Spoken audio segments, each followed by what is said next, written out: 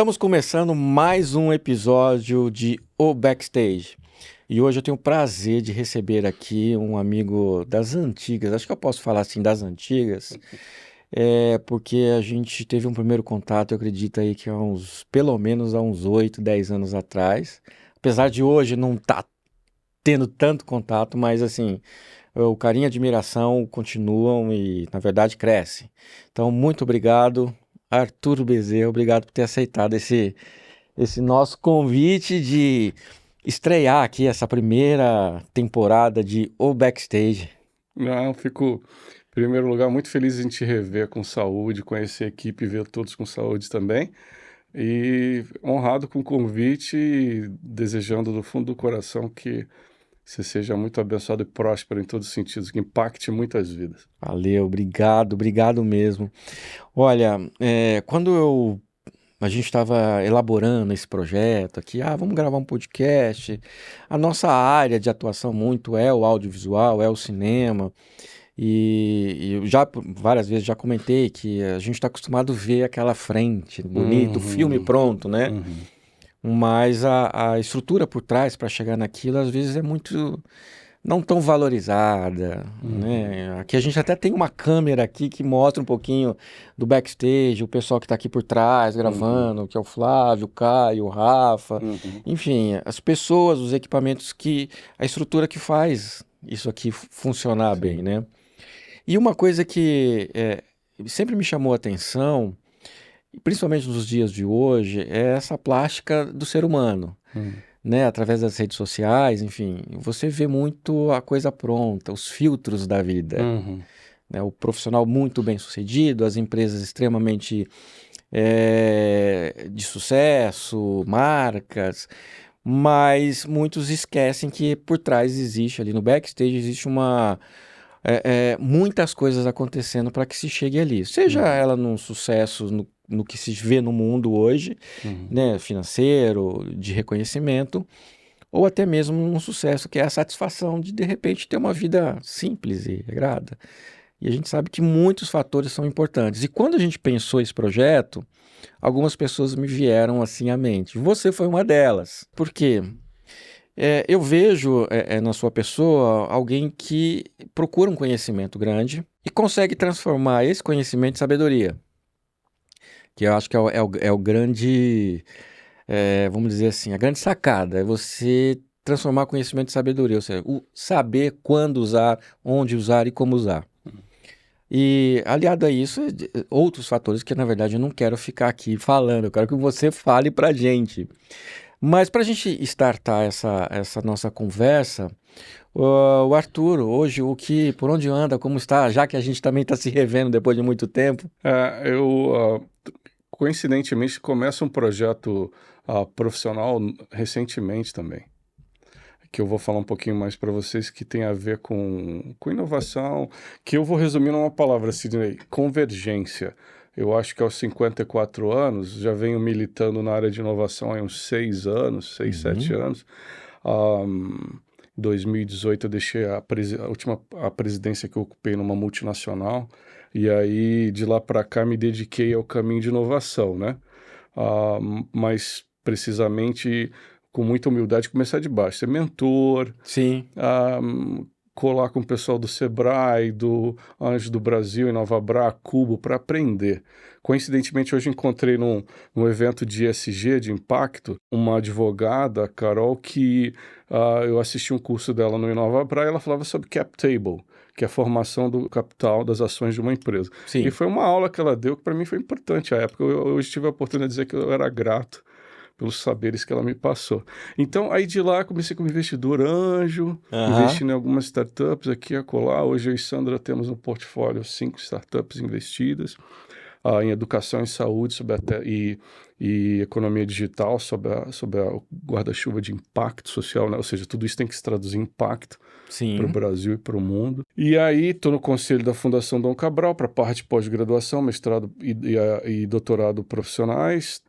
Passei por um conselho interessante da Lynx Tecnologia, que era uma empresa que foi vendida para a Estônia em 2020 para Tá. 2021. Foi um tremendo aprendizado. Tinha passado por um M&A em 2012, 13, com a venda da WiseUp para Abril Educação, que foi uma transação de quase R$ 1 bi.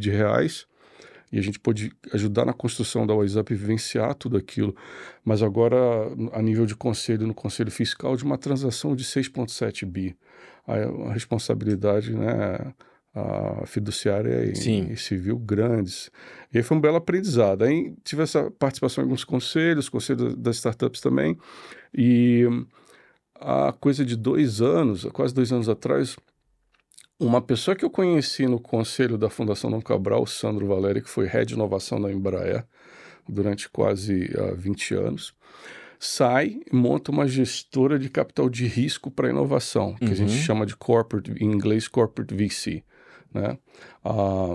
Corporate Venture Capital, ou seja, o capital de risco que a empresa, uma grana que a corporação separa para investir em startups, para que essas startups tragam, um retorno estratégico, Sim, né, mexam com a cultura da empresa, e 2, tragam um retorno financeiro também. claro. São fundos geralmente de 10, 12 anos, ou seja, um longo prazo.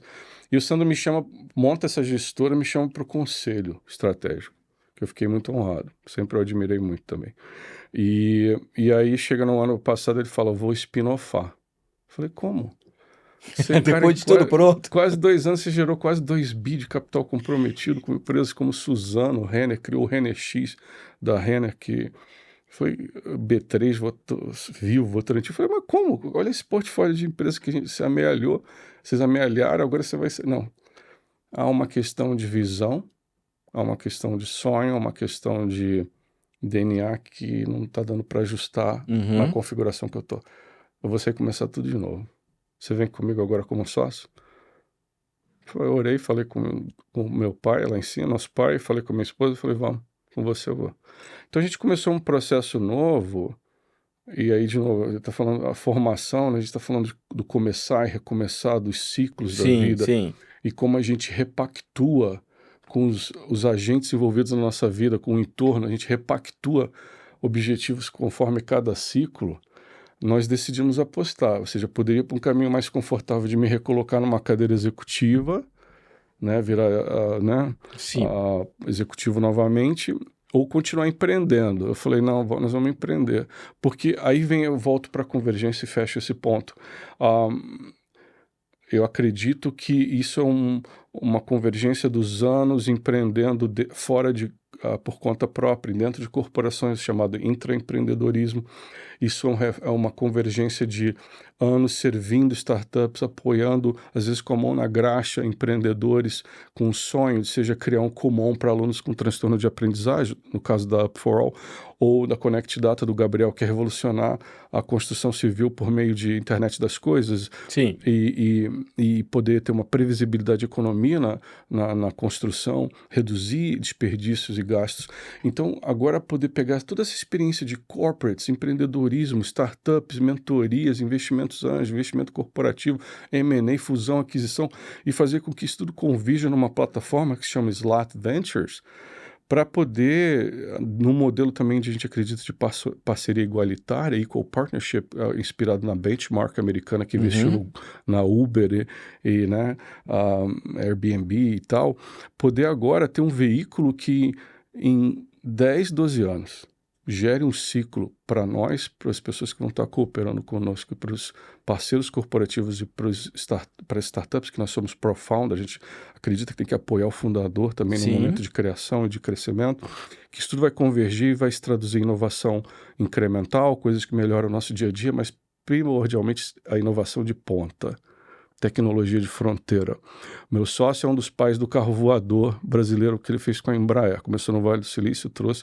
Hoje a Eve é uma empresa apartada da Embraer que vale mais que a Embraer. Então é disso que a gente está falando, de prosperidade, de riqueza que gera inovação que possa se desdobrar na educação, na produção, na comunicação, na forma de transmissão e aquisição de conhecimento, e que o Brasil e o mundo prospera. Então, só isso que está acontecendo na vida do teu amigo. Desculpa se eu me alonguei um pouco. Agora sim, uma coisa que eu percebo, e aí vai a minha pergunta, é que assim, inovação é uma coisa que eu estou vendo aqui os últimos anos, é algo que você sempre tem buscado. Sustentabilidade. Aí vamos lá, sustentabilidade, a gente pode falar sustentabilidade seja do planeta, sustentabilidade humana, através de uma economia mais distribuída, enfim. Esses pontos acho que é isso aqui que te atrai muito hoje, não é isso? Eu acho que me veio agora no coração uma frase de um senhor acho que foi o Herschel que falou que quando ele era mais jovem ele admirava muito a inteligência nas pessoas. E agora ele admirava no fim da vida mais a bondade das pessoas. Eu acredito que nós podemos fazer as coisas de um jeito mais inteligente, mais gentil e mais abundante, mais próspero. Acho que a abundância é uma palavra importante Sim. também. Às vezes a gente entra num ciclo e numa mentalidade de escassez, né? Tudo é meu, o concorrente é o inimigo, Uhum. você não pensa coletividade, ecossistema. Agora acho que a minha humilde visão, acho que a gente tem que pensar mais formas inteligentes de consumirmos, nos movermos, a comprarmos, a nos alimentarmos, coisas que façam bem para todo mundo, né? Sim. Eu acho que a gente pode usar essa cuca, essa criatividade, essa energia, essa paixão para pensar formas melhores de fazermos as coisas que sejam mais inclusivas, mais abrangentes, mais... A educação, por exemplo, uma das startups que a gente colabora, a gente fala, se a educação não for para todo mundo, não serve, meu. Uhum. Então, a educação tem um binômio muito forte de qualidade do que está sendo ensinado e de equanimidade, de inclusão. Quer dizer, se só eu aprendo, né, só o Cadu, o João Pedro e Luísa. a Luísa e as outras crianças lá fora não, e você fica com medo deles saírem na rua sozinhos por causa de um tênis, de Deus o livre, possam passar por um mal maior, um mal. Então, acho que tem que ser mais, É. tem que pensar, temos que botar a cabeça para funcionar. E aí que vem minha pergunta em relação a isso. Foi sempre assim? Que momento o Arthur, desde lá da sua formação escolar, enfim, ou quando criança ainda, já tinha esses lampejos assim dessa mentalidade? Ou isso foi durante um processo, ou foi algo que aconteceu que você falou, Hum. aqui é a minha virada de chave? Quando que aconteceu isso? Você consegue perceber claramente quando que você falou assim, não, sai aquele, eu não sei se foi assim, mas sai aquele foco de ser um grande executivo, juntar patrimônio, seja o que for, Uhum. ter que ser feito para uma visão mais assim, eu posso dizer humana. É um bom ponto. Eu acho que, no meu caso, sim, porque eu sou filho de um pernambucano que foi expatriado pelo pau de arara para o Rio de Janeiro, com mais, acho que 11 irmãos. Um faleceu quando ele era novo, e de uma carioca professora. Então, e esse pernambucano extremamente visionário e sonhador. Então, do meu pai, eu herdei essa coisa do empreendedorismo, do sonho. Aham. E da mamãe, essa coisa da educação, da importância dos saberes, a curiosidade.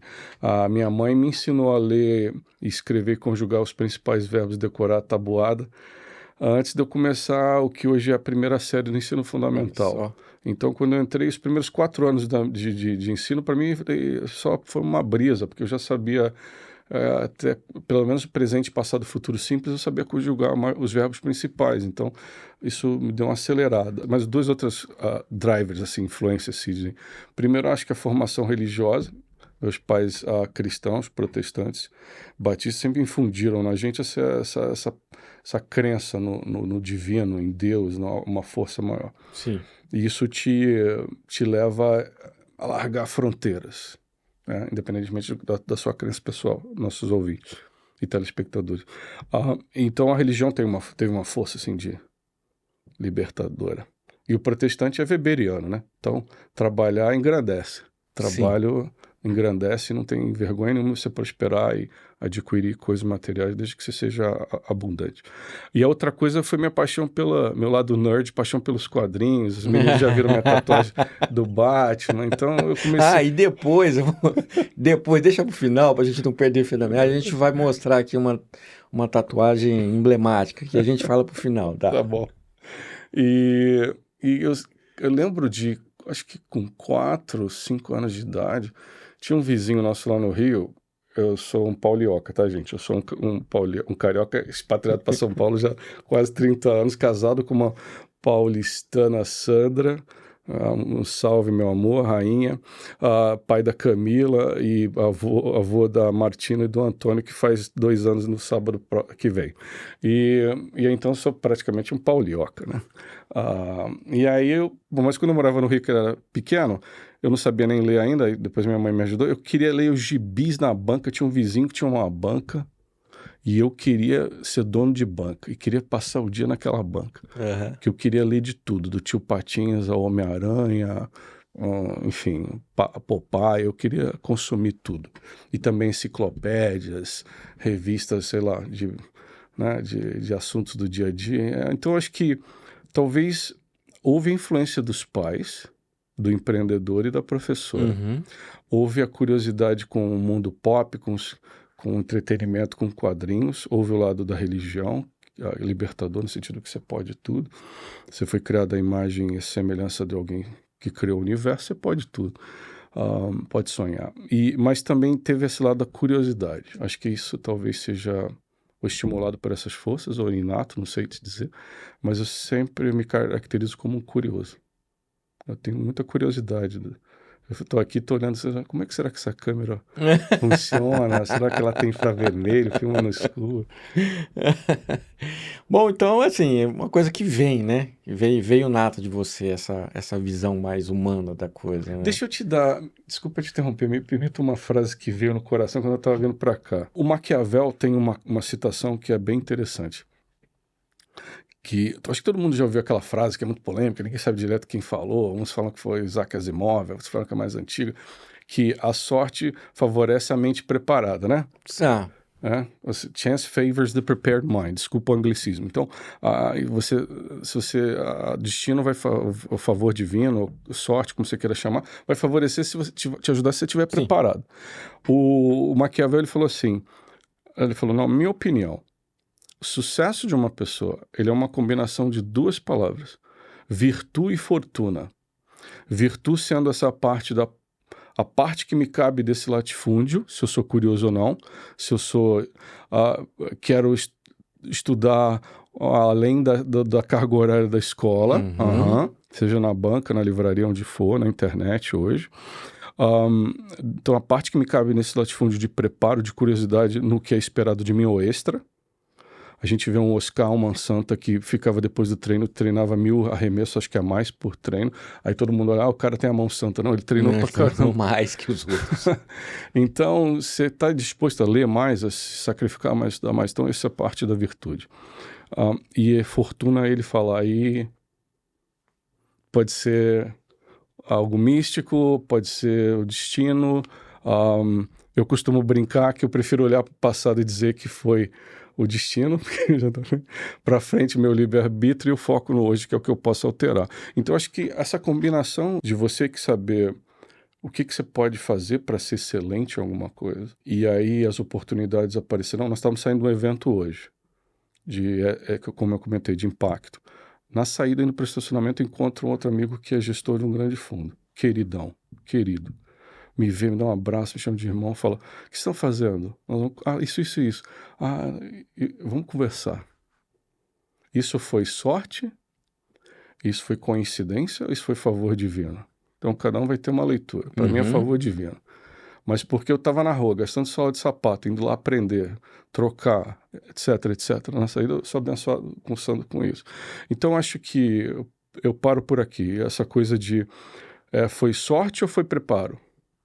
Os japoneses têm aquela coisa do Ikigai que tem 4 dimensões, né?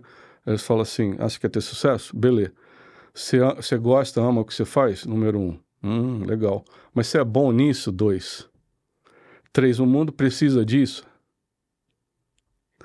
Finalmente, tem gente disposta a pagar por isso? Sim. E pagar um valor que te permita ter uma vida digna?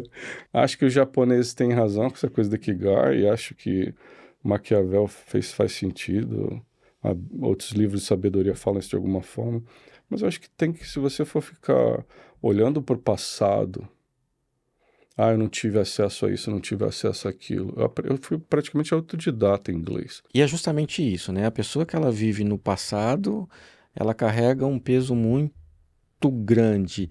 E aquela que fica preocupada com o futuro, vem a ansiedade e ela Sim, esquece de viver o presente. E é muito legal pegar essa mesma ligação e trazer para esse mundo um pouco mais racional do negócio também, é, né? Não adianta eu ficar lá preso no passado, eu preciso fazer o que precisa ser feito hoje. Ou seja, não adianta eu ficar lamentando, não tive oportunidade, eu não fui ajudado, não foi sim, isso, e nem e se. E é muito legal. A gente tem, por exemplo, eu tenho esse privilégio de poder escutar várias histórias e nós temos um episódio também que aí eu faço desafio o pessoal assistir e ouvir todos eles legal. com o Gustavo, que é um cara que contou uma história que ele tinha todo um backstage familiar bacana. Ele tinha uma mãe amorosa, uma avó que dava o suporte, apesar de ter perdido o pai novinho. O padrasto dele, ele ama, assim, que deu um aporte de amor, de cuidado muito forte. Mas é um cara que, em determinado presente dele, ele resolveu encaminhar para o mundo das drogas. E é lógico, trouxe uma consequência. Essa questão de, às vezes, muito ficar linkado, né, só com o passado e não agir o presente dessa mudança, acho que isso é Concordo. muito forte, né, pra gente. Concordo e me permita te dar um exemplo, porque a gente está falando de backstage. Aí você começou dizendo, a gente não quer só o lado limpinho ou sanitizado ou com os filtros. Nessa trajetória de 54 anos minha pessoal, o meu pai que veio, como eu comentei, de origens humildes, começou sonhando, começou a ir bem, uma época montou a seguradora, uma mobiliária, estávamos bem. Meu pai quebrou. Primordialmente, com muita humildade eu falo isso sem querer julgar, mas por questões de inteligência emocional. Eu vi aquilo.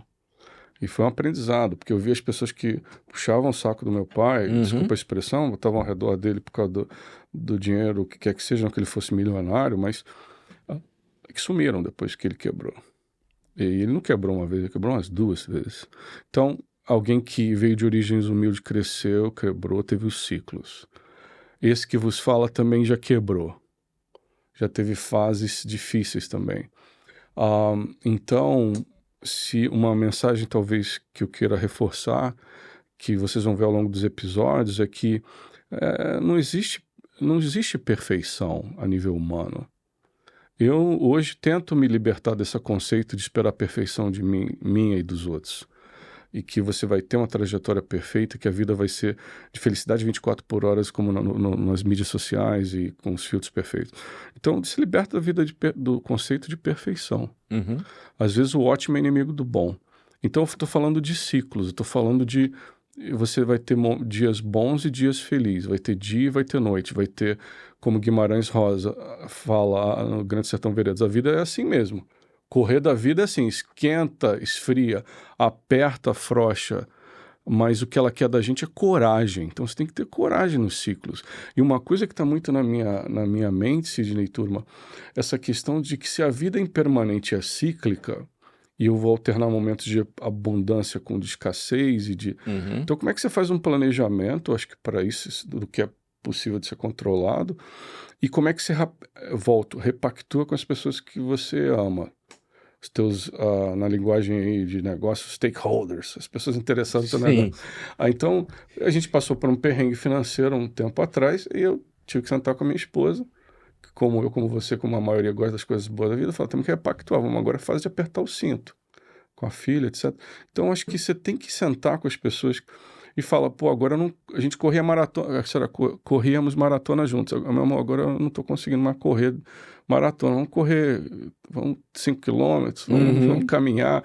Então, acho que para cada ciclo, seja fisiológico, emocional, uma pandemia ou monetário, você tem que sentar com tua equipe ou com as pessoas que você ama e repactuar, cara. Fala, ó, cara, desculpa, deu ruim aqui. Não vamos culpar o B, mas a gente está nesse ciclo. Então vamos segurar que a coisa daqui a pouco melhora. Então acho que isso é importante. Acho que essa pandemia, um comentário sobre pandemia que muitos de nós saíram dela sem fazer uma reflexão adequada. subestimando os efeitos da pandemia, que para mim foi um cativeiro. Aí a gente ficou preso 2, 3 anos, a maioria, né? Então hoje alguns estão com síndrome de Estocolmo, se apaixonaram pelo captor, mas não analisam isso. Então acabou, a OMS liberou, volta à vida. Espera aí, E agora? o que mudou na tua vida, na tua mente, no teu coração? Então acho que aí você tem convidados que vão falar melhor sobre essa questão de saúde mental, que para mim eu acho que é a bola da vez hoje. E eu tive há pouco tempo numa reunião no colégio dos meus filhos, né? Em que a coordenação, a professora falando, olha, assim que estávamos ali terminando a época de pandemia, qual que era a grande preocupação nossa como docentes e dos pais? Nossos alunos perderam conteúdo. Nossa, é um déficit de conteúdo, de aprendizado muito grande. Então, quando voltaram às aulas, eles foram em cima para conteúdo, conteúdo, conteúdo. Passou esse primeiro momento e elas falaram: olha, sabe aquela questão do conteúdo? Fichinha perto do que aconteceu com a cabeça dessas crianças. Sim.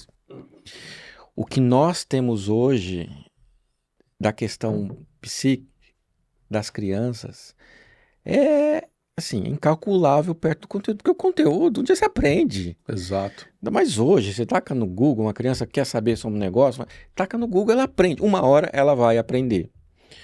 Mas os efeitos psíquicos da cabeça das crianças que ficaram enclausuradas é algo agora que realmente os educadores, os docentes estão muito preocupados, principalmente tratando de crianças. Sim. Limites, elas não têm mais limites, porque se entediar os pais, não tem limite. Pode jogar videogame a noite toda. Não tem convivência, não sabem o que é não sabem o que é repartir, enfim. É realmente um momento que a gente fica pensativo nisso. E aí, eu queria levar aqui para uma pergunta para você que também esteve nesse meio corporativo, e é um assunto que a gente ouve muito falar hoje sobre empresas, profissionais que falam assim, olha, hoje eu trabalho por propósito. Para você, primeiro, o que é essa propósito nesse sentido humano? Como interpretar isso para dentro de uma grande organização?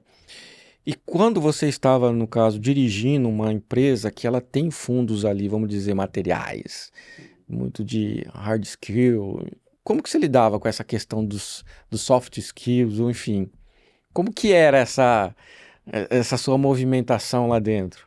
Boa pergunta. Só um parênteses, quando você receber a entrevistada que é psicóloga, peça, por favor, para elaborar um pouco sobre a teoria do apego. Eu estava lendo sobre isso recentemente, Sidney. A importância dos laços de amor e de afeto com os pais da criança na infância, especialmente com a mãe. E eu mandei até para minha filha, né, que tem os netinhos de 4 e 2 anos, sobrinhos, essa questão da importância do ser em formação, se sentir amado. Sentir que tem um refúgio, um lugar seguro que ele possa voltar. Isso é que dá coragem para ela ir para o mundo, ser curiosa, empreender, pensar abundância. Isso aqui é só meu. Então essa importância, você vê como as coisas estão conectadas. Eu tenho um neto meu, nasceu na pandemia, né? Então a gente podia ficar aqui um tempão, mas fica para um outro papo, eu deixo para outra convidada. Mas eu acho que essa questão de propósito, eu tenho minha visão de que eu quero que falem, sabe? Às vezes a pessoa fala assim, essa palavra virou um clichê. Não me importa se alguém considere clichê, eu acho que deixa que as pessoas falem de amor, propósito, gratidão.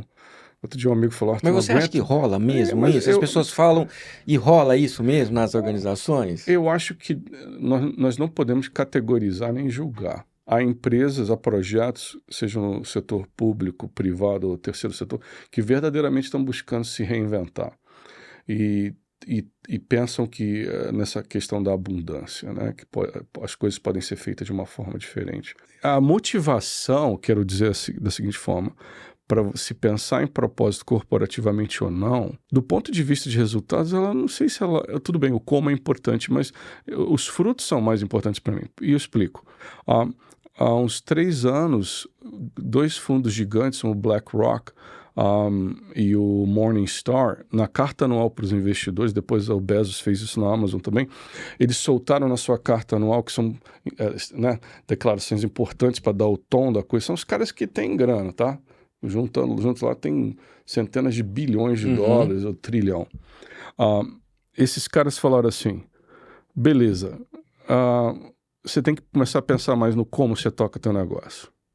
E eu não estou falando com paixão, não estou falando de forma mística, etérea, não. Estou falando que está afetando uma coisa chamada LPA, uma siglazinha, lucro por ação.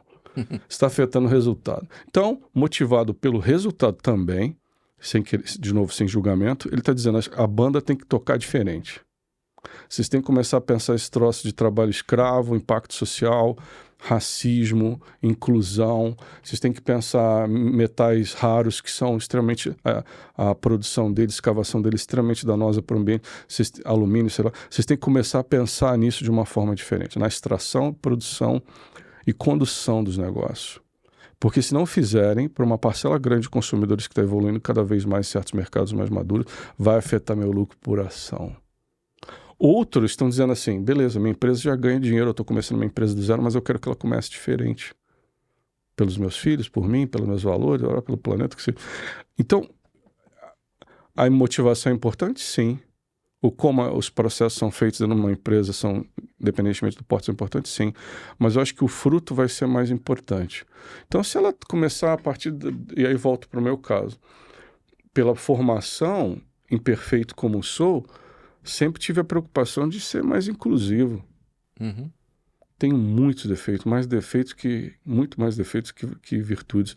Mas uma das coisas que mais me orgulha é os projetos que eu saí, terminei um ciclo, ou tenha sido convidado a me retirar, o que quer que seja.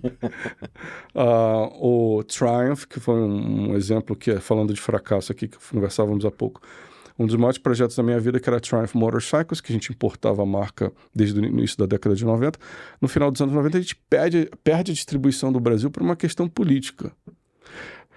Eu, jovem empreendedor, roí o osso com meu pai, com meu sócio, o Zé Holanda, durante quase uma década. E aí, quando a gente acha que vai comer o filé por uma questão política, a gente perde a distribuição. Queria morrer. Como que eu lidei com esse ciclo? Aí vem essa força interior, os valores que te trazem para o norte de novo, que te reordenam nos ciclos da vida. Eu fecho esse ponto dizendo então isso, que uma das coisas que mais me orgulha nesse processo, especialmente acho que no corporativo, com as startups, ao terminar ciclos, ter as pessoas mais humildes da organização ou mais fragilizadas virem agradecer e falar assim, obrigado, porque o senhor me cumprimentava toda vez que o senhor chegava. Uma coisa, Sidney, que eu e você fazemos espontaneamente, porque verdadeiramente para nós, a tia do café, é tão importante quanto o Rafa que está controlando ali a mesa. Para mim é a mesma importância, é o que você falou. Uma banda para. Sim. Chega lá no banheiro, não tem papel, não tem o cafezinho quente, a lente está suja da cama. Então, é uma coisa de valores. Não é porque eu era presidente da empresa, ou professor da empresa, ou vendedor da empresa, que eu ia tratar as pessoas diferentemente. E isso é uma coisa que toca. Um projeto que eu tive com Sandra, um colega homossexual, ele veio me abraçar um dia e falou assim, eu queria te agradecer, porque... Por quê? Porque eu sempre me senti protegido. Eu sei que você é evangélico, mas vim de uma formação lá nos Estados Unidos, era gringo, que o meu pai era de umas seitas mais fundamentalistas, radicais de cristãos, e eu fui criado de um jeito que eu fiquei apavorado. Quando eu soube que você era evangélico, eu fiquei apavorado. Aí eu te conheci, e não estou falando isso para rasgar o mérito próprio, mas a gente está falando de, no final da vida... De ação, né? E de que vai importar mais? Eu dizia assim, na minha carreira eu participei de projetos, transacionei quase 10 bi, tais startups bombaram, tecnologia, ou as pessoas que nós demos uma oportunidade, que nós abraçamos, que nós motivamos, que nós ensinamos, podemos ensinar, trocar, aprender com elas, que nós cooperamos com elas. E eu acho que no fim da vida eu sempre faço um exercício que eu estou com 100 anos, se Deus assim o permitir, ou com 90, e eu penso, e eu repito esse exercício meio quase que anualmente. E eu pergunto assim, cumpri 3, 4 ciclos profissionais ao longo da vida. na minha fé. Jesus não voltou ainda, estamos aqui ainda, não morri. Aí vai ter uma festa de, sei lá, celebração da vida do tiozão, netos, bisnetos, Inshallah, assim seja. Aí você tá lá, o que eu imagino que eu gostaria que as pessoas falassem ao meu respeito? Sidney, turma, a primeira vez que eu fiz esse exercício eu fiquei com vergonha de mim. Ainda continuo que eu sou muito.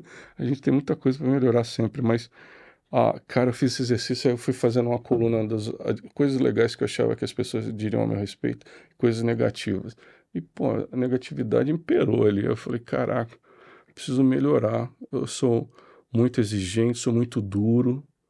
Às vezes eu demando uma coisa da pessoa que ela não está no nível profissional ou emocional para entregar. E eu acho que porque eu tive essa trajetória, ela tem que ser melhor, na minha concepção de melhor. Então acho que você começa a ajustar lentes, né? De falar, cada um tem uma história, cada um tem um peso que carrega uma bagagem. E aí eu comecei a falar, cara, eu gostaria de. Aí eu volto para aquela frase. Eu gostaria, talvez, quando eu tiver velhinho, acabando a minha vida, de ouvir assim, pô, ele foi gentil, foi bondoso. Ele me deu a mão, ele me ensinou, ele me deu uma oportunidade. Acho que essas coisas vão pesar mais. E no fundo, essas coisas é o que são os gatilhos para uma transformação de persona, né? Como você mesmo disse, cada um tem a sua história. De repente ela vem construindo a história baseada em algo que ela não teve bem É. e aquilo veio machucando e segurando ela. E no momento desse que você tem a oportunidade de entrar com esse gatilho e mudar a história dela. Ou seja, muita coisa por trás daquilo que vai construir essa trajetória também, vai ajudar a construir essa trajetória. Eu queria falar um pouquinho com você sobre essa relação, família, porque já a conheci a Sandra, mas muito pouco, quase não nos Vai falamos, conhecer mas melhor. lá atrás eu conheci. A relação de família para você, fazendo também essa ligação de a família, essa base, essa raiz Uhum. da sua trajetória, que está no seu backstage como pessoa, negócios. Acho muito pertinente essa pergunta e o nome do programa, que é abrindo o coração aqui em relação ao que vai nos bastidores. Então nós já falamos que eu já quebrei, meu pai já quebrou, a gente já passou por ciclos difíceis. Meu pai, eu passei em primeira mão por um divórcio dos meus pais quando eu tinha mais ou menos 12, 13 anos. E uma família que era do comercial de margarina, aparentemente perfeita, ficou uma coisa completamente disfuncional, porque aí juntou o problema financeiro e o problema emocional. Então eu comecei ali a ter lições duras. Também já tive um primeiro relacionamento nos Estados Unidos que não deu certo. E aí, mas é isso, como é que a gente vai refinando, evoluindo, amadurecendo, construindo a nossa história, esse caráter, que o caráter para mim é uma consequência de decisões diárias, às vezes difíceis. Então, eu acho que aí o resumo disso é que alianças para mim são importantes. Tendo testemunhado todo o ônus, o peso que é a separação, a gente já sabe, seja ela na psicologia, numa escala de dor, acho que o divórcio e a perda de um ente querido tem um impacto gigantesco na vida de uma pessoa. E eu falo uma coisa, se me permite, minha terapeuta me falou, talvez o divórcio seja um pouco mais dolorido no sentido da cura, porque o luto de uma pessoa que se foi, existe um fim ali, Exato. a pessoa se foi. O divórcio é algo que ainda, quer queira, quer não, cada um é lógico, cada um tá no seu lado. Mas ainda mais que você tem filhos, né? Desculpa. E os O filhos. vínculo é E permanente. aí é uma coisa que realmente é bem dura de se. Sim. Então, nós que vencemos isso com a família ou em primeira pessoa, você vai chegando assim a uma conclusão, fala, de novo, não existe perfeição. Eu amo a Sandra, mas ela não é perfeita, assim como eu espero que ela entenda que eu não sou perfeito. Mas ela é a mulher da minha vida, ela é minha parceira. Os anos estão se passando? Então, a gente vai mudando, fisiologicamente vai, mas primeiro continua linda. Há dias que ela me irrita, eu falo, às vezes ela fica brava, que eu tenho vontade de jogar ela do 17º andar. Desculpa, tenho, mas eu não posso, não vivo sem ela. Então, achei a palavra, isso mudou quando eu te falei, a palavra divórcio vai sair do meu dicionário. Então, quando eu ficar bravo com a minha mulher, quando chegar num problema quase intransponível, vou fazer igual os Navy SEALs americanos, que eles falam, work the problem. Desculpa o anglicismo. Eles falam, resolva o problema. Você está no meio da guerra, de um conflito, ninguém vai vir te salvar. Você tem que resolver o problema. Acabou a munição, dê um jeito. Resolva. A bússola quebrou, dá um jeito. Então, acho que é isso. Alguns já disseram, uma pessoa que quando a coisa quebra, ela troca, e outros quando ela quebra, tem que arrumar. Então, eu entendi que um valor para mim é se alguma coisa quebra, tem que arrumar, seja a minha relação de amizade com você, ou de liderança com subordinado, ou meu casamento, ou com meus filhos e netos, eu tenho que arrumar, e sem nenhum julgamento. Quem chega numa situação que precise realmente dissociar, essa é a história de cada um, mas no meu caso, estou dizendo que eu prefiro ser fiel às alianças, e eu acho que é um pouco disso. Às vezes eu fico triste porque na nossa imperfeição, na minha imperfeição, eu magoo a pessoa que eu mais amo, porque a intimidade é um problema, né? Sim. É muito bonita, de novo, filtros aqui no podcast, né? Você lê uma entrevista, vê, que legal, Sidney, Arthur, maravilhoso. Sim. Pô, vai lá em casa, vai conviver comigo 24/7. Eu vou ser chato, você, cri-cri, mas essa coisa de às vezes, o que eu tenho trabalhado, queridos, por que eu magoo as pessoas que são mais importantes para mim? Se é um problema da intimidade que me permite falar coisas que normalmente eu não falaria para uma outra pessoa que não é tão íntima, então eu preciso mudar. Porque se a Sandra é a pessoa mais importante da minha vida, por que eu a magoo com palavras ou com ações? Então, o exercício que eu tenho tentado fazer, não sei se vai funcionar para vocês, lembrar do primeiro amor. Eu me apercebi um tempo, eu entrava em casa, minha mulher estava olhando para o laptop. Eu falava, boa noite, sem olhar nem para mim. E eu entrava olhando o celular, que tinha e-mail para responder, zap para conciliar. Então. Eu falei, caramba, isso tem uma coisa errada. Eu vi um neurocientista falando sobre isso.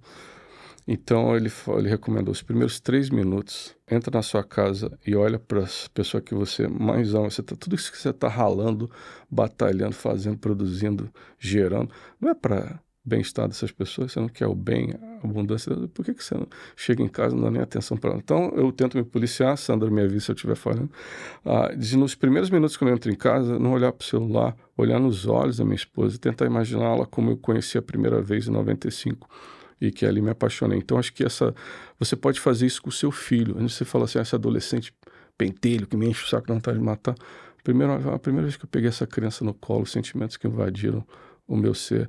Então, acho que isso, peraí, não deixa eu ter paciência, ele está no turbilhão químico agora na adolescência, não sabe o que está falando, deixa ele acalmar, vem cá, abraço. Então, acho que, queridos, se a gente não começar a ter essa compaixão com os outros, a gentileza de exigir, sermos menos duros conosco mesmo e com os outros, então tenta aplicar isso nas equipes, né? Aí você tem que entrevistar as pessoas com as coisas que eu trabalhei para ver se tem dado certo. Né? Quero acreditar e peço perdão às pessoas que têm magoado ao longo dos anos, mas a gente vai tentando evoluir, né? Então... Mas assim, como qualquer outro ser humano, né? O executivo ele tem uma família e ele tem os seus perrengues em casa também, né? Eu acho que essa geração, falando agora assim, sem querer, mas me colocando assim fora da situação e olhando, eu acho que tem uma geração de executivos, homens e mulheres, que estão mais preocupados com essa integralidade, né? Com esse equilíbrio, digamos assim. O conceito de novo, felicidade, amor, sucesso, são muito pessoais, né? Cada um vai subir, vai ter a vista da montanha que subir. Então, eu sei da minha montanha, onde eu quero subir, os padrões que eu tenho para mim, que, de novo, quando eu chegar nos 100, 90, 100, se Deus permitir. E cada um vai ter sua visão, mas eu noto que a minha geração do meu pai era mais, assim, relaxada, aí, amava amante, que essas coisas apimenta a vida, então não tem problema se ter uma amante. Então, aí separar, na geração deles era um drama, então eles mantinham amante. Aí vem uma geração assim que fala, peraí, não posso pensar só no trabalho.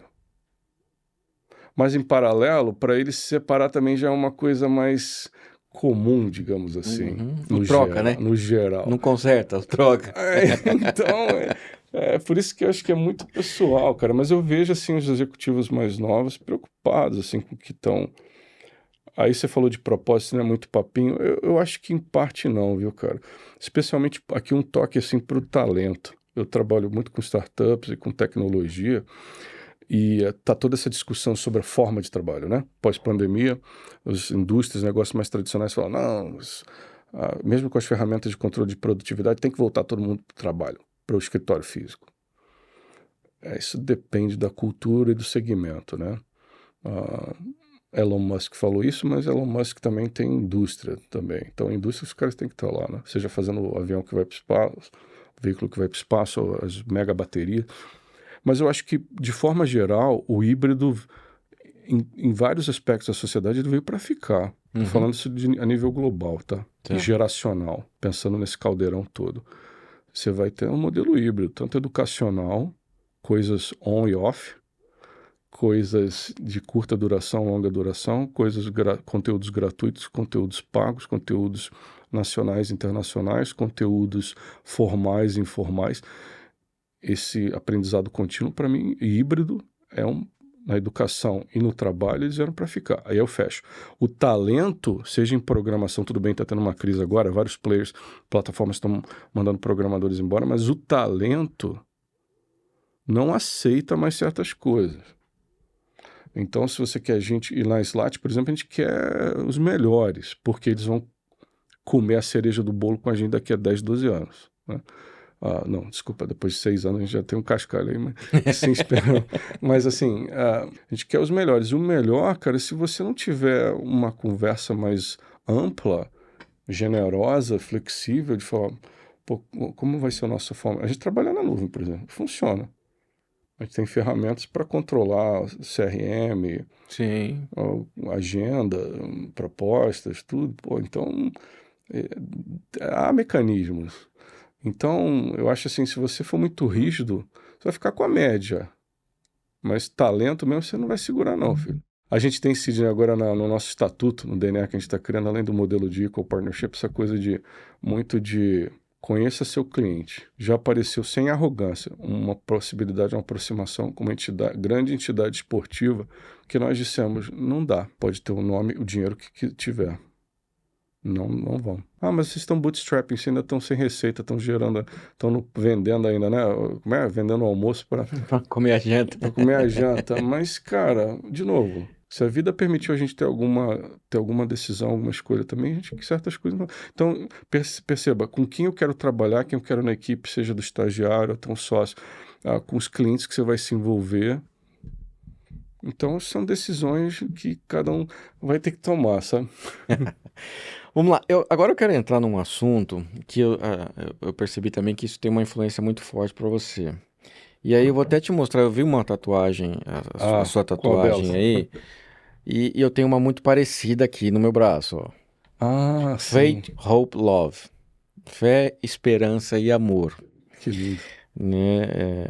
São algumas coisas que, na verdade, isso aqui para mim é o sentido da vida, né? Resume tudo. Resumo, fé, esperança e amor. E tem uma pessoa que eu admiro muito, que é um mentor para mim, que é o McCorn. Ele traduz muito isso aqui como receber, se alegrar e compartilhar. Então, aquilo que você recebe, se agrade e compartilhe. E que tem muito a ver relacionado com fé, né? Deus deu, agradeça e continue fluindo o amor. Ele fala muito isso, que é o fluir do amor. E com o fluir do amor você constrói tudo. Relacionamentos bons, saudáveis, amizades frutíferas, companhias que tenham propósitos, enfim, tudo nesse fluir do amor. E aí, estudando um pouco mais sobre isso, sobre companhias, corporações, pessoas, vi uma relação muito forte sobre essa questão do corpo, da alma e do espírito, né? Que fala assim, alguns falam que o espírito seria o propósito, a alma seria, vamos dizer assim, o seu sonho, e o corpo seria a ação, a execução. Outros, indo para a linha mais religiosa, fala que o espírito é algo divino, a alma são os nossos sentimentos e a ação são os nossos afazeres. Como é a sua visão sobre essa relação de fé, Esperança, amor, ação, propósito? Ou como é a sua visão desse mundo espiritual versus ação terrena? Eu penso cada vez mais na integralidade das coisas, né?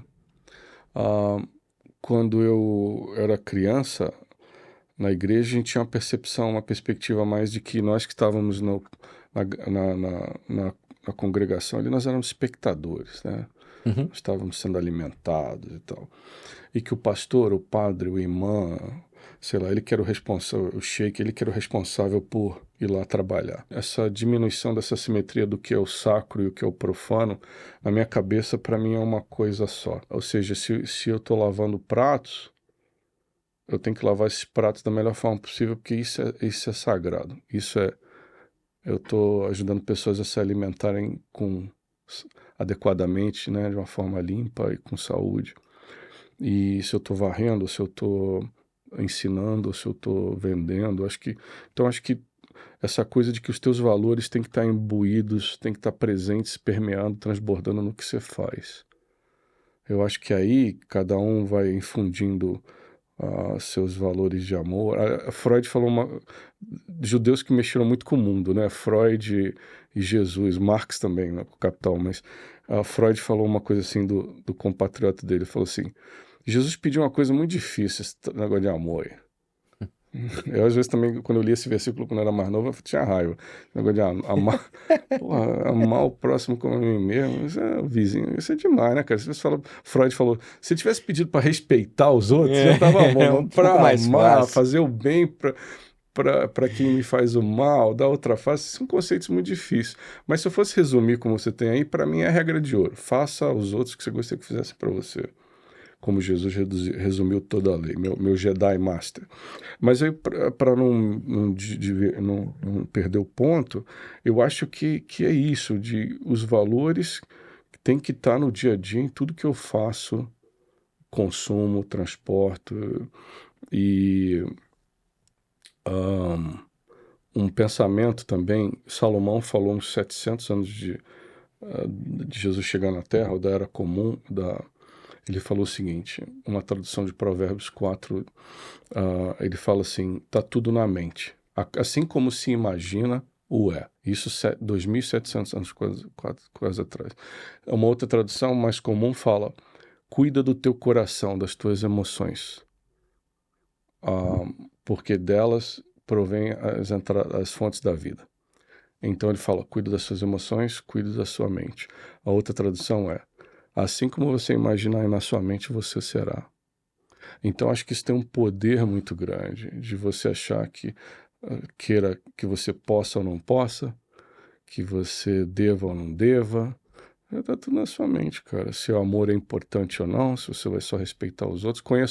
Tenho conhecidos que são agnósticos, estão em cima do muro, ou são ateus, que são super morais, são super corretos, né? Independentemente de ter medo ou esperança de uma Sim. vida futura, de um julgamento futuro, são muito corretos. Você fala, tudo bem, só vou viver aqui, eu vou virar pó depois, mas enquanto eu estiver aqui, eu vou viver uma vida plena, como diriam os gregos, com arete, com excelência. Mas, enfim, então acho que não necessariamente está ligado à religião, independente. Sim. Temos ouvintes aqui, telespectadores de todos os credos, mas o que a gente está falando é qual é o sistema de valores que te guia. Então, para mim, é fazer para os outros o que eu gostaria que fosse feito para mim. E aí eu tenho que lembrar que tudo está na minha mente. Se tem uma coisa que eu tenho aprendido também é que o meu espaço é entre a ação e a reação. Viktor Frankl, da logoterapia, que passou pelo Holocausto, tem uma história linda, um livro maravilhoso, recomendo que leiam. Ele falava, eu não posso controlar o que é feito para mim, mas eu controlo a forma que eu reajo a essas externalidades. Então, às vezes eu tento me lembrar disso, cara. Sou imperfeito, tô lutando, tô querendo melhorar, mas às vezes eu faço mal para os outros, outros fazem mal para mim, eu tento não fazer mais mal para os outros, mas quando aconteceu qualquer coisa para mim, independente de ser intencional ou não, eu posso controlar a minha reação, eu posso controlar se eu vou gastar energia com uma coisa que daqui a um mês não vai fazer, uma semana ou um par de horas não vai fazer o menor sentido eu estar estressado por causa Uhum. daquilo. Eu acho que isso puxa da colega mais tarde a questão de inteligência emocional, que eu acho isso valeria um outro papo, só para a gente falar de coerência emocional, inteligência emocional, alfabetização emocional. Uma coisa que eu tenho tentado me educar é que há anos atrás eu era muito ignorante em relação às minhas emoções. Eu parecia, voltando para os quadrinhos, ou era igual o Hulk esmaga, que não sabe nem falar direito, né? Só tem uma emoção, a raiva, ou tá alegre ou tá com raiva. Só tem duas emoções no meu portfólio.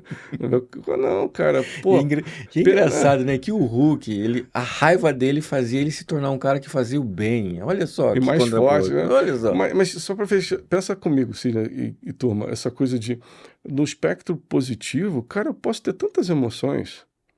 Eu posso, como eu estou agora, feliz, honrado, extasiado, que estou sendo, né, convidado a um podcast, alegre, simpático, gentil. Tem tanta coisa que você pode tentar identificar em que estágio você está.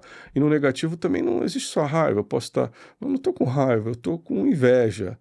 Não, eu estou frustrado, eu estou angustiado, eu estou melancólico. Então, acho que tem feito bem para mim, eu acho que uma sugestão para todos nós, a gente tentar melhorar o nosso grau de coerência emocional. E aí, quando eu estou tentando, à medida que eu tento controlar minha reação, alguém me fechou saindo daqui no trânsito, eu falo, calma, o que é esse sentimento? Calma, não vou xingar nem dar o dedo, eu não sei o que está se passando para essa pessoa, não sei. Então, sabe, eu posso controlar as reações e tentar ah, ver que estado que eu tô e falar, não, na verdade tô com raiva por causa de um monte de outras coisas, né? Por causa desse movimento que o amigo fez aqui na frente do meu carro. O McCord fala muito também sobre a gente viver mais da ação do que da reação, levando em consideração que a ação é o amor. Então, a Em partir do termos de ser momento propositivo, né? Exatamente. Uhum. Então, a partir do momento que, vamos lá, alguém te fechou, em vez de você vir com uma reação, vá com uma ação de amor. Continuar Deus o te fluir. abençoe, seu lindo. Segue seu É por caminho aí. abençoado. É isso. Exatamente, olha. Vai ser feliz, tá com pressa, tadinho. É isso, cara. Porque o resto vai gerando uma energia que daqui a pouco a gente vai ficar nós vamos ficar todos loucos. Todos loucos, exatamente. Arthur, a gente já tá indo aqui pro final, infelizmente, não lembra do nosso papo? A gente já tá conversando aí há 1 hora mais ou menos, olha lá. O Rafael, ele vai acompanhando a gente lá, vai monitorando. Né, Rafa? O Rafa tá assim, esses caras falam muito. Tá lá. Velho, vai ficando cheio de história, Rafa, é um perigo. Agora eu quero ouvir de você, agora vamos falar um pouquinho mais dessa parte do negócio em si.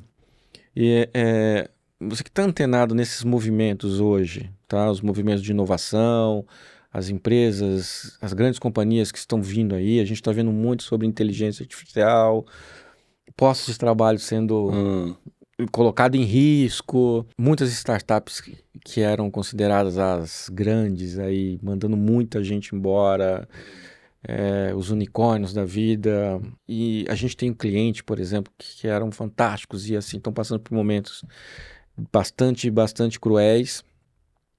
Para onde que você acredita que está caminhando esse universo corporativo de inovação, de pessoas, de emprego, de negócios? Essa pergunta eu acho que eu vou passar para o Rafa. Mas deixa eu tentar dar meu pitaco aqui. Deixa eu citar uma frase que eu gosto muito do E.O. Wilson, que é um sociólogo americano que já faleceu, que eu aprendi com meu amigo Carlos Aldan. O Wilson fala uma coisa que continua sendo uma máxima para mim. Ele fala, nós estamos numa bizarra encruzilhada, uma encruzilhada bizarra entre, presta atenção, por favor, emoções pré-históricas. Ele está dizendo aqui, parênteses, aqui, né, tem uma parte reptiliana do nosso cérebro, ou seja, tem um lado primal que às vezes a gente reage, de novo, a gente não sabe porque a gente está reagindo, que a gente está, da forma que a gente está reagindo. Ele fala, então, às vezes você tem emoções pré-históricas, crenças medievais. Você olha para uma sala de aula de 100 anos atrás e de hoje, antes da pandemia, estava praticamente a mesma coisa. Fecha parênteses. E o amor aqui a todos os educadores. Mas a gente pode fazer melhor. Então, emoções pré-históricas, crenças medievais, mas uma tecnologia quase divina. Então, acho que o meu dever, o seu, de todos nós como líderes, todos são líderes, independentemente do tamanho da tua equipe, mesmo que você seja autônomo, líder de você mesmo, todos somos líderes, nós temos que alinhar essas três coisas. As nossas emoções, as nossas crenças e a nossa tecnologia. E aí, alguns comentários. Tem a ChatGPT, a evolução da inteligência artificial, que para nós que estamos na área, ela já vem em efervescência, e isso é um salto de nível de algo que já vem acontecendo há mais de uma década. E eu não vou entrar na tecnicalidade para não entediar ninguém, mas isso que a gente está vendo é só a ponta do iceberg. E tem muito lado marqueteiro, mas, de novo, a velocidade de adoção do chat de GPT na nossa vida é uma coisa incrível. E eu acho que tendo a ser, como diria o Ariano Suassuna, um realista esperançoso. Repito, um realista esperançoso. Acho que a tecnologia, no geral, vai nos servir em muitas coisas. E o chat GPT, e a inteligência artificial mais forte que está chegando agora, ela mais generativa, ela vai se desdobrar principalmente com assistentes virtuais, que é o que tem se falado. Então, a gente entra na era dos assistentes virtuais. E uma grande tendência para nós vai ser voz. Cada vez mais Siri e os outros aplicativos, Alexa, vão melhorar e os comandos para facilitar a nossa vida e nos libertar vão ser voz. A tendência forte, prestem atenção, próxima década vai ser voz e tratar a tecnologia como um assistente, como um aliado, um assistente virtual. Tem o teorema de Moravec, que é juntar o melhor do ser humano, a criatividade, as soft skills com o melhor da máquina, que é ler 200 milhões de páginas na internet em milésimos de segundo, te trazer uma resposta. Então vamos deixar a máquina fazer tudo que é passivo de ser automatizado, né? Tudo que é repetitivo, sem graça, deixa a máquina fazer, juntar o melhor do ser humano com o melhor da máquina. O Sr. Spock com o Capitão Kirk, na intuição com a racionalidade. Eu acho que então, em termos de inteligência artificial, seria meu comentário. Pensar como aliado e deixar essa noção romântica, hollywoodiana, que vai vir o Exterminador do Futuro. Essa probabilidade ainda é muito distante. Outro dia a gente explica isso melhor, mas você não pode esperar que um computador entenda estruturas extremamente complexas, ou você dê amostras de estruturas extremamente complexas, como emoções e outras coisas, e espera que ele consiga padronizar isso. Tá? Então está distante essa noção do Exterminador do Futuro. Então a gente está falando de alinhar emoções com crenças e tecnologia nos projetos que a gente está fazendo. Outro dia eu estava vendo uma empresa, uma startup de impressão 3D de casas. Muito legal, vai baixar custo, vai aumentar acesso. Cada vez mais na saúde os remédios vão ser mais personalizados no futuro. Né? Vem o CRISPR e outras técnicas, então a gente vai ter uma personalização não só no marketing, nas plataformas de e-commerce, mas também na saúde. Também vão ser divididos custos e bônus nos premiums, né? Daqui a pouco você vai ter que ter um sticker ou uma pílula que você vai tomar, como diz o Harari, e vai acompanhar tua pressão arterial, teu nível de oxigenação, se você está se cuidando ou não. Isso vai ter um custo para você. Então, acho que para bem ou para mal, as coisas vão ser cada vez mais personalizadas. E por um lado, acho que é salutar que assim seja. Então, eu acho que é isso. A gente voltar para o híbrido da educação de novo. Pensar num modelo que seja nem tanta mar, nem tanta terra, inclua tudo, e assim acho que a gente vai estar contemplando formações diferentes, emoções diferentes, crenças diferentes, e fazer com que todo mundo evolua de uma forma mais ampla. Não sei se eu me expliquei, se me fiz entender. Não, tá. Mas o assunto de tecnologia, ele pode ele vai longe, mas acho que o que está mais quente agora é a inteligência artificial, né? Um último comentário, assim, você falou sobre, me permita. Não falta dinheiro no geral. A crise que afetou SVB no Vale do Silício, outro banco que era dos founders, dos fundadores das startups, que primeiro quebrou o banco que financiava as startups. Né? Depois quebrou o banco que era onde os donos das startups maiores guardavam o dinheiro, porque eles tiveram que tirar o dinheiro dali e botar nessa startup.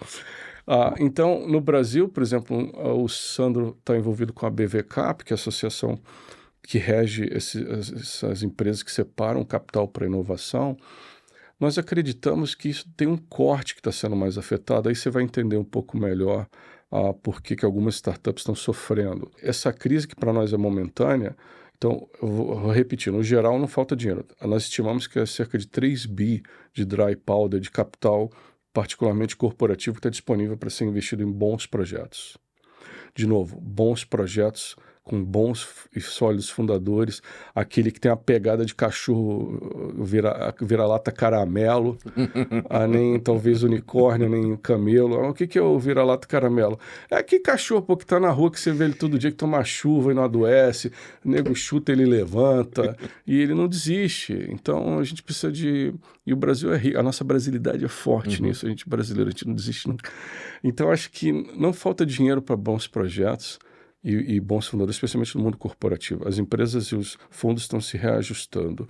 A dificuldade está num certo nível de startups no Brasil, especialmente aquelas que iam captar agora para séries B em diante, B, C, né, séries mais robustas. Essas estão tendo uma dificuldade. E uma palavra de esperança também, essas demissões, por mais doloridas que sejam e não bem-vindas, não desejadas, elas vão ser temporárias. Isso, de novo, é cíclico. Essas startups que estavam precisando de muita grana agora, elas não vão receber, mas daqui a pouco se ajusta, as coisas se normalizam. E outra, por isso que elas estão tendo que fazer no ciclo de escassez, apertar o cinto para manter margens, manter uma receita. Então elas infelizmente têm que cortar custos, mandar talentos embora, mas nós temos fé que isso vai mudar. Mas com um corte de startups, projetos que estão em estágio inicial, early stage, não falta dinheiro. Aí vem uma outra questão, outra dica. Nós somos bons de fintechs, de martechs, algumas linhas, e de e-commerce e tal, mas nós precisamos ser melhores em tecnologia de fronteira, em deep tech, ciências da vida. A gente precisa de jovens que estão na Unicamp ou no ITA, onde quer que seja, na USP, além dessas instituições, onde quer que você esteja estudando, de novo, está tudo na mente. Desculpa, que você se eleve, se prepare e busque tecnologias parrudas, como meu sócio é PhD pelo ITA. Meu sócio ajudou a criar o veículo, um dos pais, de novo, do veículo elétrico lá da Embraer, mas ele estudou, ralou. Então, por que o tio Arthur está falando isso? Porque se você traz um projeto corriqueiro, uma tecnologia que tem uma barreira de entrada e saída muito baixa, você não vai levar din-din, desculpa. Ou você vem com uma ideia para uma inovação incremental, ou seja, de um processo que já existe, que seja muito significativa, ou nós vamos buscar tecnologia de fronteira no exterior, primordialmente Estados Unidos, Israel, Singapura e alguns pontos da Europa, porque então a gente precisa de mais ilhas de excelência, e há ilhas de excelência no Brasil, meu amigo. Cada vez mais pensando tecnologia, nós precisamos de mais cientistas estudando aí, no menos tese sobre a importância do proibidão na sociedade, mas tese sobre ciência e tecnologia, fecho parênteses. Bom, a gente teria aqui assunto para mais outro encontro e que a gente pode marcar futuramente para falar sobre isso. Arthur, obrigado mais uma vez por você estar aqui com a gente, trocando suas experiências. E aí eu queria mais duas coisinhas. A primeira, uma mensagem sua para quem que tá nos assistindo, está nos escutando, uma palavra sua, tá? Para esse pessoal que está passando por esse processo de backstage, de se preparar para uma carreira, ou está lá na frente, mas até agora não encontrou ainda esse equilíbrio, está perdido. Deixa eu tentar, então, resumir, voltando para aquelas 4 dimensões. Eu acho que se eu pudesse falar para o Arthur de 16, 17 anos, eu diria, plota, seja no Moleskine ou na tela de um equipamento, colocar as coisas que eu curto e que eu acho que eu sou bom, posso me tornar bom, coisas que possam me diferenciar dos outros, sair da massa. Então, o que eu gostaria de fazer, o que eu acho que poderia ser bom, eu sou bom. Se isso tem um valor para a sociedade, o mundo precisa disso. E se as pessoas vão estar dispostas a me remunerar por isso. Especialmente para aqueles que estão pensando em tecnologia, web design, programação, codar. O ChatGPT vai codar. Calma, cientistas de dados, programadores, de novo, com nível de excelência, não vão ser sempre importantes. Essa onda vai passar de demissões na área de tecnologia. Nós tínhamos um buraco de mais de 300 mil posições. O Brasil já é um celeiro para o mundo, brigando com Bangalore, com o Vale do Silício, outras, né, a hubs de inovação que tem muita programação. Então, se você está pensando jovem em seguir com tecnologia, siga. Isso, as pessoas ainda vão estar dispostas a pagar por isso se você for bom. E a sociedade precisa disso. E aí tem muitas derivações, né, nessa área de tecnologia. Então, eu diria basicamente isso. Mas, Arthur, eu não tenho uma vocação mais para humanas. Sim, áreas como psicologia, que há 20 anos atrás eram desprezadas, ninguém precisa mais de psicólogos. Hoje essas áreas estão sendo revisitadas. Empresas estão contratando diretores de confiança, diretor de confiança, diretor para lidar com os investidores, diretor de felicidade, antropólogos, para o próprio veículo elétrico voador. O meu sócio falava que eles fizeram um trabalho de antropologia violento na iniciação, na ideação dele. Então, há um espaço também para a humanidade, para as humanidades dentro desse mundo. Mas, de novo, seja o melhor que você possa ser, não só se comparando com os outros, tem a referência, mas o que você possa ser. Estude mais do que a média. Fique até mais tarde na sua biblioteca online, ou o que seja. E eu acho que você vai encontrar um caminho que seja abundante, próspero, que você se realize e faça diferença para os outros. De novo, cada um vai ter a vista da montanha que subir. Sim. E, de novo, lembrem-se que está tudo junto e misturado, como diria o Titãs, é tudo ao mesmo tempo agora. Então, não seccione, não dissocie a parte emocional e espiritual da profissional. Nós temos que ser mais unos, mais íntegros. Eu acho que é um pouco do que eu diria para mim mesmo, assim, siga curioso, siga buscando a excelência e lembra que está tudo na cuca. Quando vierem falar que você não pode ou que você não vai atingir, lembra que está tudo na sua mente. E esse menino aqui, com 20 anos, bateu na porta de uma fábrica da Inglaterra e sem sobrenome rico, sem nada, conseguiu trazer uma marca inglesa centenária para ser distribuída no Brasil. Porque tinha a coragem de ir lá bater na porta dessa marca. Como era vendedor, pegava a pasta, saía embaixo do braço, saía para vender, e foi um vendedor, tive um certo sucesso. Então, acredite, não deixe ninguém dizer que você não pode ou que você não deva, dependendo da sua classe social, da cor da sua pele, da sua opção sexual, você pode mais. Nós podemos mais do que queremos. Acho que eu fecho com essa frase. Maravilha, Arthur. E se alguém quiser te acompanhar, ver o que você tem feito, o que você tem publicado, escrito, tem algum lugar, alguma rede social, algum lugar que o pessoal possa lá te seguir, te adicionar? Eu acho que você vai achar coisas mais interessantes para ler e seguir, mas muito conteúdo, muitos bons conteúdos, mas se precisar de ajuda com curadoria. A nível profissional, eu estou no LinkedIn. Arthur Bezerra, estou à disposição para servi-los. Se precisar trocar ideia, uma mentoria pro bono, estou à disposição, especialmente os mais jovens, estou sempre à disposição de servi-los. E se quiser seguir nas mídias sociais, eu uso mais o Instagram enfim, você pode ir lá seguir, se não tiver legal, você sai. Esse é um poder que nós temos como consumidores, né? Tá ótimo, a gente coloca aqui nos vídeos seu LinkedIn e seu Instagram. Mas antes da gente encerrar, a gente vai agora para o momento de decodificação. A sua tatuagem. A tatuagem, cadê essa tatuagem? Mostra para aquela câmera aqui. A do Batman? Não, a do Batman todo mundo já sabe, o Cavaleiro Negro. Essa aqui. Essa daqui. O que significa essa tatuagem? Conta pra gente. Essa é a história mais linda de amor que já existiu. De um ser supremo de criar um ser humano, depois ver que esse ser humano perde um pouco o rumo, precisa de uma referência.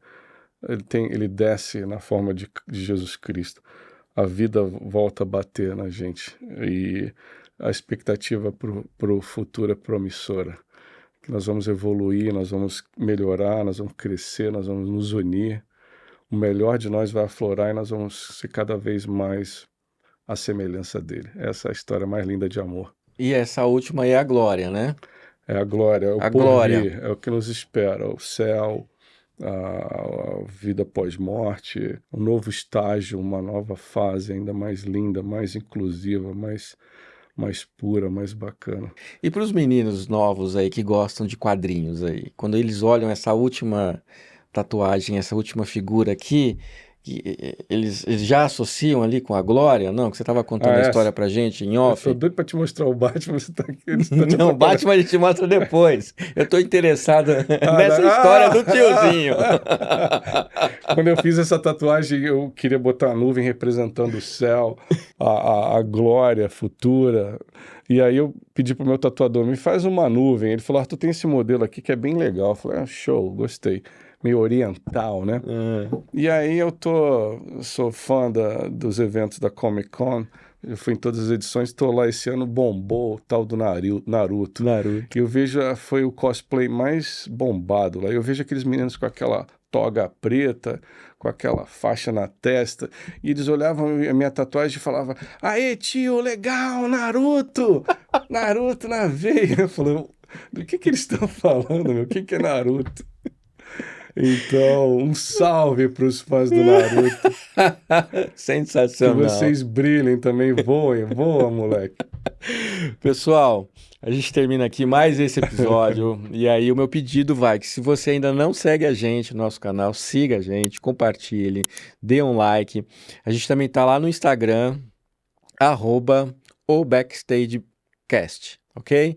E fiquem antenados que logo a gente tem mais episódios desse assunto maravilhoso que é sobre o backstage da vida das pessoas. Obrigado, Valeu, querido. Andrew. Obrigado. Deus abençoe a todos. Obrigado. Saúde. Amém.